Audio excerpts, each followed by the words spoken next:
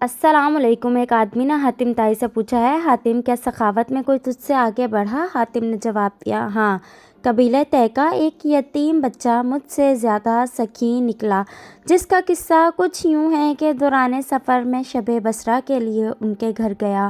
اس کے پاس 10 بکریاں تھیں۔ اس نے ایک ذبح کی، اس کا گوشت تیار کیا اور کھانے کے لیے مجھے پیش کر دیا۔ اس نے کھانے کے لیے مجھے جو چیزیں دیں ان میں مغز بھی تھا۔ میں نے اسے کھایا تو مجھے مغز بہت پسند آیا۔ میں نے کہا، واہ سبحان اللہ، کیا خوب ذائقہ ہے۔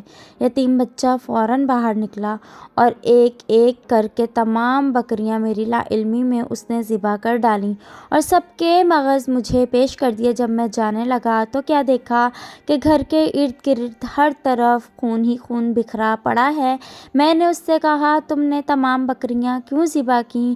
اس نے کہا، آپ کو بکری کا مغز بہت اچھا لگا اور میں اس پر بخل کروں اور مہمان نوازی میں بخل عربوں کو زیب نہیں دیتا۔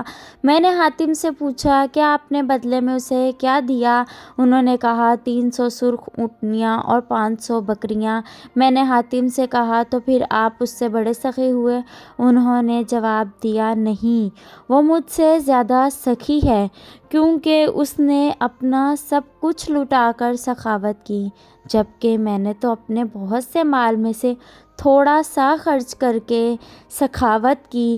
فرینڈز، اگر ویڈیو اچھی لگے تو چینل کو سبسکرائب کریں، بیل آئیکن کو پریس کریں۔ ملتے ہیں نیکسٹ ویڈیو میں، تب تک کے لیے اللہ حافظ۔